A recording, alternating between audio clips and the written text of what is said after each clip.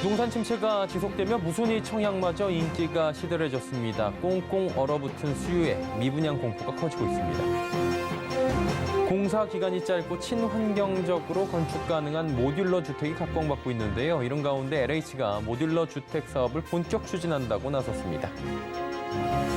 글로벌 금리 인상 기조에 국내 증권사들의 신용거래 융자 이자율이 가파르게 치솟고 있습니다. 높은 이자율에 비투에 나섰던 개인 투자자들이 힘들어질 것이란 전망이 나옵니다. 미국의 고물가를 누르기 위해 이번 주 예정된 FOMC 회의에서 기준금리를 대폭 인상할 것이란 전망이 나옵니다. 미국의 급격한 기준금리 인상이 예고되며 한국은행의 향방에 관심이 쏠립니다. 이슈 플러스에서 짚어드립니다. 센 경제라이브 출발합니다.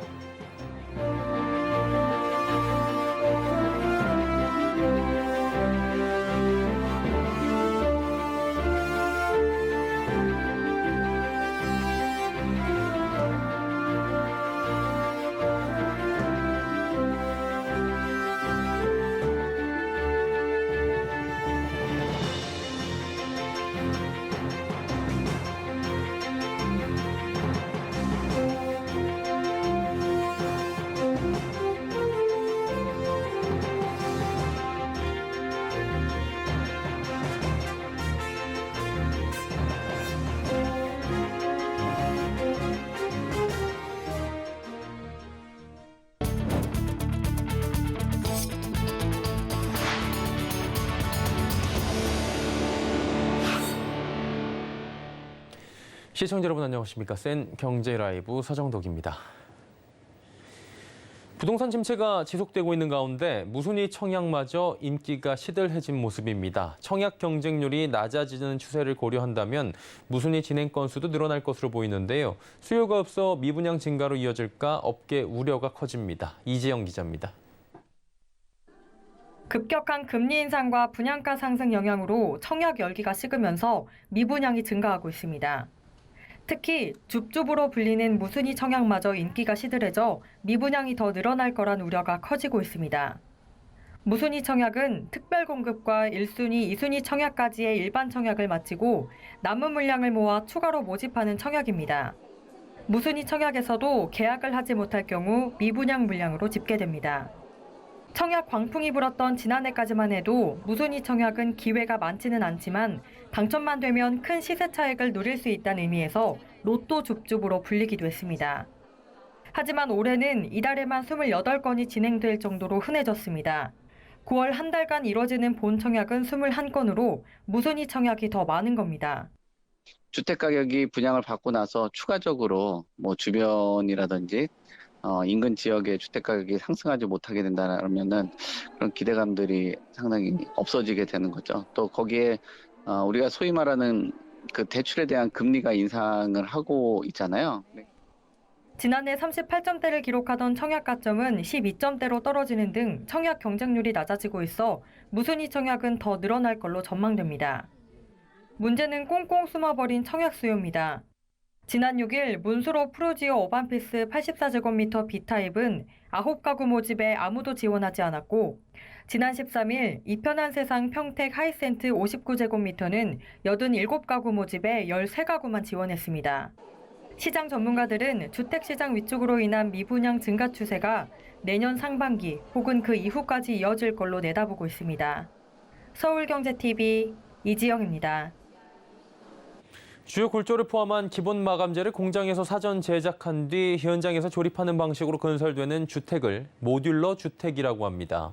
현장 중심 건축에서 탈피한 공법으로 인력난과 자재난 등에서 유리하고 또 탄소 배출량을 크게 줄일 수 있어 미래 건설 트렌드로 불리는데요.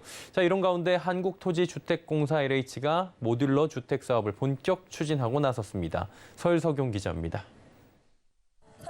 LH가 세종시 6-3 생활권 일원에 국내 최대 규모의 모듈러 주택 단지 공급에 들어갔습니다. 이번에 LH가 공급하는 모듈러 주택은 통합 공공임대 주택으로 실층 416세대 규모로 조성됩니다. 그동안 천안 두정 40세대를 비롯해 4개 지구에서 총 222세대의 모듈러 주택을 공급한 가운데 대단지 조성을 통해 모듈러 주택 사업 본격 추진에 나선 겁니다. 모듈러 주택은 주요 골조와 기본 마감재들을 공장에서 사전 제작해 현장에서 조립하는 방식으로 건설하는 주택을 말합니다. 건설 현장에서 모든 건설 과정이 진행되던 기존 방식과는 달리 터파기 이후 공장에서 건축에 필요한 자재 70% 이상을 선조립한 뒤 현장으로 운반해 시공만 하면 되기 때문에 건설 시장 인력난을 해소할 수 있고 현장 위험성에 따른 안전율도 향상된다는 장점이 있습니다. 또 건설 자재 수급 불안에도 영향을 덜 받을 수 있고 부수적으로 들어가는 자재값도 아낄 수 있습니다. 기존의 건설 방식은 대부분의 과정이 현장에서 모두 이루어집니다. 반면에 모듈러 주택은 60 내지 70%의 과정을 공장 생산에서 우수한 건설 품질 확보는 물론이고 안전사고 예방 그리고 건설 폐기물 저감 등 친환경 건설에도 매우 우수한 공법입니다.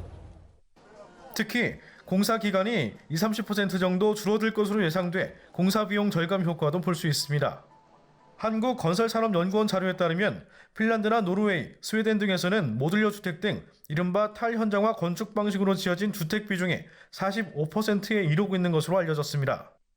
LH는 경기도와 세종시 등에 모듈러 공공주택 발주 물량을 지속적으로 공급하고 탈현장화 사업 프로세스 정비와 기술 기준 고도화로 공공발주 기반을 마련한다는 방침입니다. 서울경제TV 설석영입니다.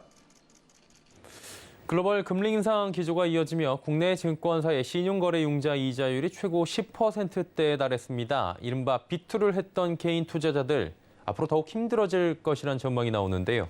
성나균 기자입니다. 국내 증권사들의 신용거래융자 이자율이 최고 10%를 넘어서는 등 가파르게 오르고 있습니다. 오늘 금융투자협회에 따르면 국내 주요 증권사 중 유안타증권의 신용거래융자 이자율이 최대 10.3%로 가장 높았습니다. 삼성증권 최대 9.8%, DB금융투자 9.7%, 하이투자증권 9.6%로 그 뒤를 이었습니다. 한양증권과 KB증권, 키움증권, 신한금융투자, SK증권의 최고 이자율도 9.5%에 달했습니다. 지난해부터 이어진 미 연준의 금리 인상 기조에 한국은행도 4차례 연속 금리 인상을 단행한 것이 원인으로 풀이됩니다. 증권사 28곳은 올해 상반기 개인 신용거래융자를 통해 총 8,619억 원의 이자 수익을 거둔 것으로 나타났는데 이는 2020년 상반기와 비교하면 2배 넘게 늘어난 셈입니다. 반면 신용잔고는 지난 7월 초 기준 17조 5,859억 원까지 감소한 뒤 반등에 성공했지만 이후 증시 부진이 이어지며 19조 원대에 머물고 있습니다. 하지만 현재 잔고가 연저점에 비하면 2조 원가량 높고 이자율의 추가 인상 가능성도 크다는 점에서 증시 하락에 대한 우려 목소리가 나옵니다. 특히 반대 매매가 늘며 증시 하락이 반복되는 악순환이 펼쳐질 수 있습니다. 강송철 유진투자증권 연구원은 6월의 시장 급락은 신용거래와 미수거래 반대 매매 청산, 즉 비투 청산이 지수 낙폭 확대에 상당히 영향을 미친 것으로 보인다며 코로나 이후 2021년까지 주가 급등 과정에서 크게 늘었던 신용 미수거래가 지수 하락 과정에서 부메랑이 되어 돌아왔다고 분석했습니다. 허재환 유진투자증권 연구원 역시 국내 증시가 부진한 것은 비투 규모의 차이, 부채 부담 등이 이유라며 비투가 무조건 나쁜 건 아니지만 지금은 경기 침체 우려를 피하기 어렵다고 진단했습니다. 서울경제TV 성나균입니다. 해외를 보면 100년이 넘은 장수 기업들이 상당히 많습니다. 반면 우리나라엔 징벌적 상속세의 기업 승계가 쉽지 않은 상황인데요. 공익법인을 통한 기업 승계가 해법이 될 수 있다는 제언이 나왔습니다. 김혜영 기자가 전해드립니다. 우리나라의 과도한 상속세는 기업 승계의 걸림돌로 꼽힙니다. 우리나라의 상속세 최고 세율은 50%, 최대 주주 지분을 상속할 경우 60%까지 올라갑니다. 이는 OECD 최고 수준입니다. 이 같은 징벌적 상속세에 기업들이 기업 승계 해법 찾기에 분주한 가운데 국민의힘 송원석 의원과 한국기업법연구소 코스닥 협회 등이 머리를 맞댔습니다. 과중한 상속세 및 증여세 부담으로 인해서 기업 승계를 포기하는 그런 사례가 늘어나고 있습니다. 세계 각국이 자국 기업을 육성하기 위해 보호주의 움직임이 점차 강하게 나타나고 있는 이런 상황에서 원활한 가업 승계를 위한 제도적 뒷받침이 절실한 시점입니다. 공익법인을 통한 기업 승계가 선순환 구조의 해법이 될 수 있다는 제언입니다. 법인을 통해 공익에 기여하면서 경영에도 참여할 수 있어 기업의 영속성과 공익기여 두 마리 토끼를 모두 잡을 수 있다는 주장입니다. 또한 공익법인은 해외 이전이 불가한 만큼 일자리 창출과 국가 경제 발전을 도모할 수 있다는 겁니다. 특히 공익법인은 정부의 공익사업을 대신하는 만큼 이에 대한 세제상 지원의 타당성도 확보할 수 있다는 설명입니다. 실제 160년간 5대째를 이어온 스웨덴의 발렌베리 가문, 그 중심에는 공익법인이 자리하고 있습니다. 발렌베리 같은 경우도 공익법인으로 들어오는 수익금의 80% 정도를 자선 활동에 지출을 합니다. 기업이 공익법인을 통해서 이렇게 민간이 주도하는 산업 생태계를 활성을 할 수 있어서 최준선 성균관대 법학전문대학원 명예교수도 패러다임 전환이 시급하다고 지적했습니다. 그는 공익법인의 주식 출연에 대한 상속 증여세 면세 비율을 20%로 높여야 한다고 주장했습니다. 또 20%의 범위 내에서 의결권 제한 역시 폐지해야 한다고 덧붙였습니다. 이를 통해 코리아 디스카운트 요인을 해소할 수 있다고 강조했습니다. 서울경제TV 김혜영입니다. 현대백화점이 인적 분할을 통해 제휴사 체제로 전환한다 밝혔습니다. 이를 통해 신사업 동력을 확보하겠다는 계획인데요. 시장에선 투자 심리에 부정적인 영향을 끼칠 것이란 분석이 나옵니다. 윤혜림 기자입니다. 지난 16일 현대백화점그룹은 현대백화점을 존속법인으로 현대백화점 홀딩스를 신설법인으로 하는 인적 분할안을 발표했습니다. 현대백화점은 기업의 지배구조를 투명화시키고 계열사 간 리스크를 최소화하기 위함이라고 밝혔지만 발표 이후 주가는 하락했습니다. 지난 한 달간 현대백화점 주가는 백화점업 불황에 대한 우려와 지난 3월 인수한 매트리스 회사 지누스의 부진한 실적에 지속적으로 내림세를 보였습니다. 여기에 지주사 설립에 대한 명확한 이유나 구체적인 주주가치 제고 정책이 없다는 평가를 받자 발표 이후 이틀간 총 4.66% 하락한 57,800원의 장을 마치며 장중 52주 신저가를 기록했습니다. 현대백화점은 백화점 무역센터, 목동점, 그리고 김포 프리미엄 아울렛 지점 등을 보유한 자회사 한무쇼핑을 분할해 신설 지주사로 편입하고 유보자금을 활용할 것이라고 밝혔습니다. 다만 시장에서는 알짜 자회사로 불리는 한무쇼핑을 분할하는 것이 가치 저하의 우려가 있다는 분석을 내놨습니다. 이진엽 유한타증권연구원은 한무쇼핑은 지난해 영업 현금 흐름이 2,100억 원에 달할 정도로 현금 창출력을 갖춘 법인이라며 한무쇼핑의 사업회사에서의 분리는 기존에도 평가를 받고 있던 백화점 사업부에 대한 분할을 야기해 기업 가치에 부정적인 요인으로 작용할 것이라고 전망했습니다. 한편 분할 계획서 승인을 위한 주주총회일은 2023년 2월 10일로 3월 1일 분할, 이후 4월 10일 재상장과 변경상장을 완료하겠다는 계획입니다. 서울경제TV 윤혜림입니다.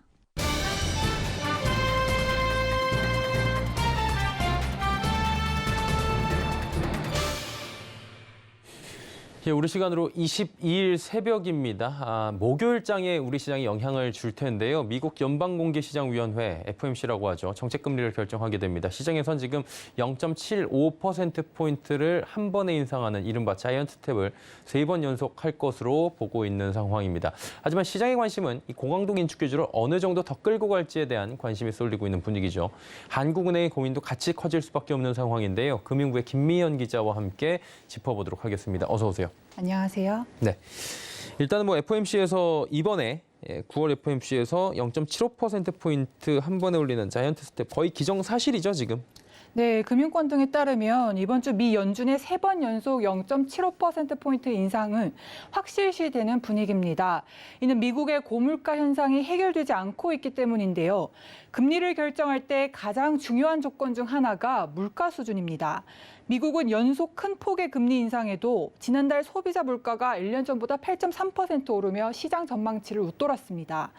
제롬 파월 연준 의장은 물가 상승률 목표 달성 시까지 강력한 긴축을 이어가겠다는 의지를 수차례 밝힌 바 있는데요. 그래서 1.1%포인트 인상이라는 초강수 가능성이 나오는 것도 이런 이유입니다. 다만 시장은 이번 FOMC 회의에선 0.75%포인트를 올릴 거란 전망이 지배적입니다. 그렇게 되면 미국은 현재 금리 상단인 2.5%에서 3.25%로 올라가게 되고 이는 한국의 기준금리 2.5%를 0.75%포인트 앞서게 됩니다. 네, 0.75에서 최대 가능성은 적지만 이른바 울트라 스텝 1%의 금리 인상 가능성도 일부 증권사를 통해서 지금 나오고 있는 상황인데 결론적으로 보면 지금 금리 역전은 당연히 되는 거고요. 외자 유출, 자본 유출 우려될 수밖에 없는 상황 아니겠습니까? 네, 맞습니다. 미국의 기준금리가 오른다는 건 달러에 대한 투자 수익성이 높아진다는 뜻인데요. 이는 한국 금융시장에서 투자자 이탈을 이끄는 요인이 됩니다. 한국 내 자본이 해외로 빠져나갈 때 달러로 환전하면서 달러의 수요가 많아지는데 이는 원달러 환율 상승을 부르고요. 실제로 어제 원달러 환율은 FOMC 경계감으로 전일 대비 5.6원 오른 1393.6원에 마감하면서 1400선을 위협했습니다. 하지만 한은은 한미 간 기준금리 격차가 확대되더라도 당장 대규모 자금 유출을 초래할 가능성은 적다고 보고 있습니다. 실제로 지난 7월에 한미 금리가 2020년 2월 이후 2년 반 만에 역전이 됐었는데요. 역전된 이후 자금이 급격히 빠져나가는 모습은 보이지 않았습니다. 하지만 그렇다고 안심하긴 이른 상황이고요. 미금리 인상은 신흥국 불안 등을 초래해 간접적으로 또 장기적으로 한국 경제에 부담을 늘리는 요인이 됩니다. 예, 그리고 이번 9월 FOMC의 금리 인상으로 끝나는 게 아니라 11월 초에 또 금리 인상에 대한 예고가 되어 있고요. 12월에도 FOMC가 예고가 돼 있습니다. 결론적으로 미국이 추가로 계속 금리를 올릴 수 있다는 점인 건데요. 그러다 보니 한국은행도 이 금리 인상에 대한 고민이 굉장히 많을 것 같은데요. 네, 그렇습니다. 우선 현재 미 연준이 올해 남은 두 번의 회의에서 기준금리를 모두 한 번에 0.5%포인트씩 인상할 거란 예상도 시장에서 나오고 있습니다. 문제는 내년입니다. 미국도 인플레이션이 쉽게 잡히지 않을 수 있다고 보고 있어서 미 연준이 고강도 긴축 기조를 내년 하반기까지 끌고 갈 가능성도 나옵니다. 인플레이션 장기화로 연준이 강력한 긴축 기조를 내년까지 이어간다면 한국은행 역시 가파른 금리 인상을 내년까지 이어갈 수밖에 없다는 관측이 나옵니다. 특히 우리나라 역시 물가 상승률이 목표 수준인 2%를 훨씬 웃돌고 있는 상황이고요. 이런 상황에서 앞으로도 높은 물가 상승세가 이어질 거란 예상이 나오는데요. 실제로 경제협력개발기구 OECD는 어제 올해 한국의 물가 전망치를 4.8%에서 5.2%로 상향 조정했습니다.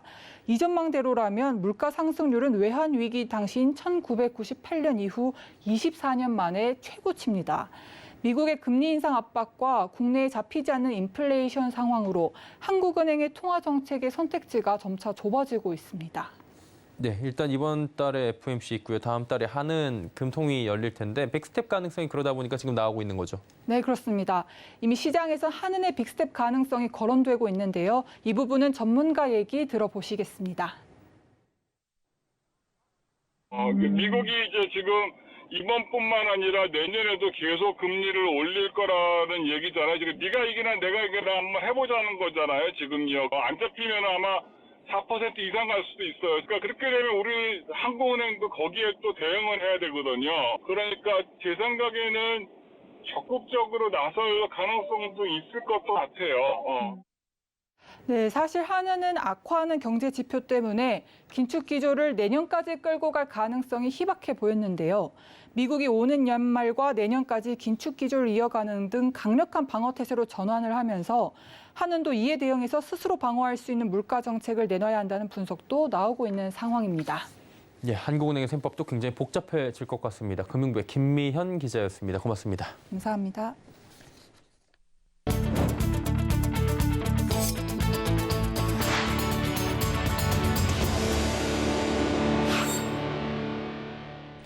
시각장애인들의 든든한 길벗, 바로 안내견입니다. 집안에서는 영락 없는 반려견의 모습으로 가족들을 기쁘게 해준다고 하는데요.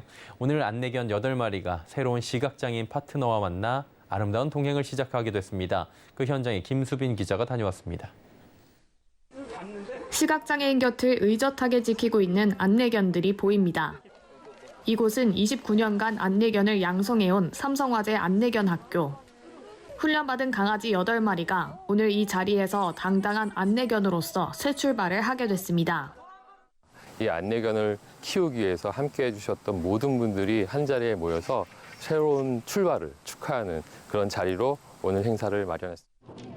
뿐만 아니라 은퇴견 6마리는 생애 마지막 여정을 함께할 입양가족 품으로 돌아갔고 이 중 3마리는 6에서 8년 만에 퍼피워크와 감동의 재회를 했습니다. 힘든 만큼 정이 더 많이 들잖아요.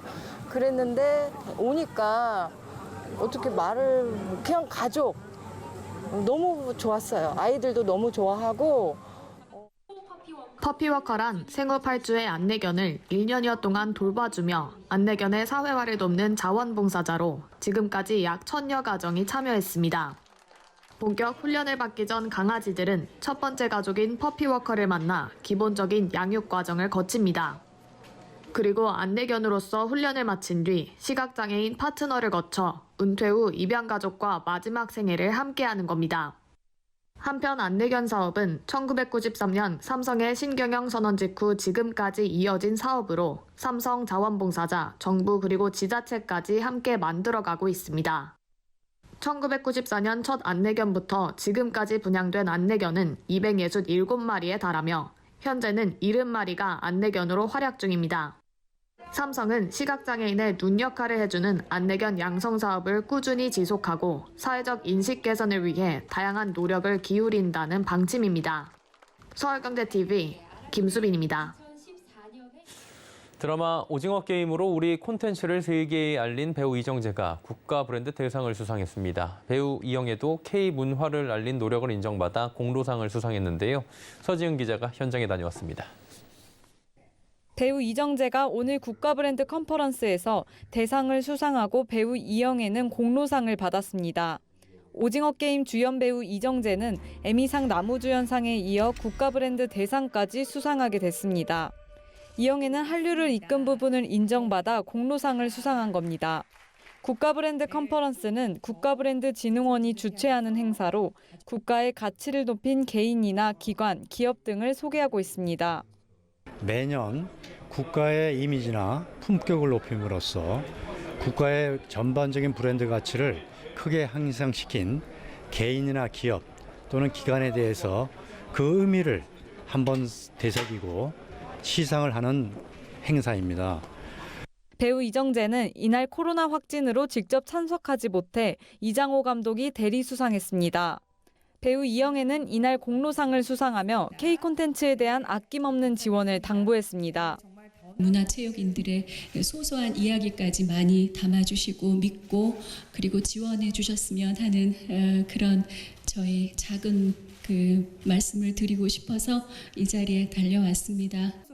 스포츠 부문 대상에는 2022년 세계선수권 대회에서 4관왕에 오른 최민정 선수가 수상했으며 예술 부문 대상은 세계적 권위의 피아노 경연대회인 반 클라이번 국제피아노 콩쿠르에서 금메달을 받은 피아니스트 임윤찬에게 돌아갔습니다.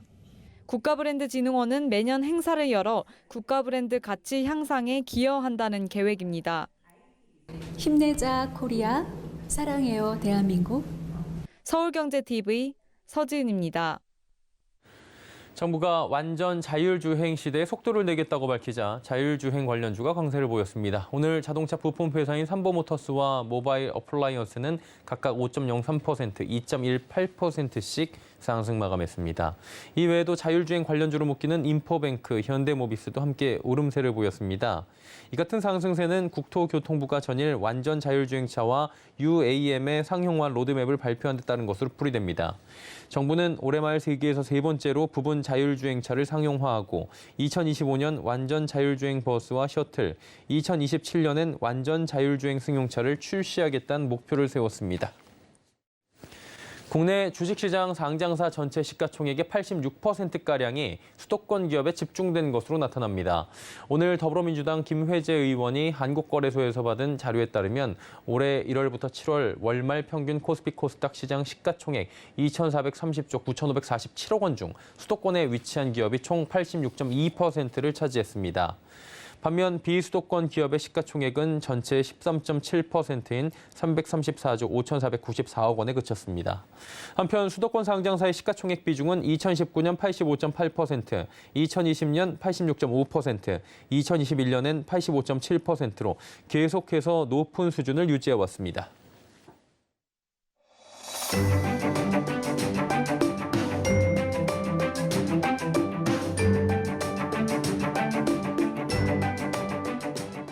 안녕하세요. K웨더 라이프스타일 예보 신지수입니다. 태풍이 지나고 기온이 많이 떨어졌는데요. 내일도 선선하겠습니다. 아침 기온은 전국 대부분 지역이 15도를 밑돌면서 시작하겠고 한낮에는 서울과 대구가 25도 보이겠습니다. 아침과 낮의 일교차가 10도 이상으로 큰 만큼 옷차림에 신경 쓰셔야겠습니다. 내일은 동해상에 있는 고기압의 영향을 받아서 전국이 대체로 맑겠습니다. 미세먼지 농도는 전국이 좋음 수준으로 공기질도 깨끗하겠습니다. 다음은 자세한 내일 날씨입니다. 중부지방 아침 기온 서울 14도, 대전 12도로 서늘함이 감돌겠고요. 한낮에는 서울 25도, 대전 23도 보이겠습니다. 동해안 지방 강릉과 울진의 아침 기온 12도로 시작해 낮 기온은 22도 보이겠습니다. 남부지방 광주의 아침 기온 15도, 부산 16도 보이겠고요. 한낮 기온은 광주 25도, 부산 24도 예상됩니다. 태풍은 물러났지만 해상에는 아직 높은 물결이 이어지고 있습니다. 내일도 남해상과 동해상의 물결이 거세게 일겠고 동해안에는 너울성 파도가 밀려올 수 있겠는데요. 해안가 접근은 자제하시는 게 좋겠습니다.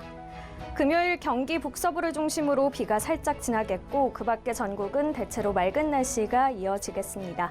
날씨였습니다. 생경제 라이브 저희가 준비한 소식은 여기까지입니다. 편안한 저녁 시간 보내시길 바랍니다. 고맙습니다.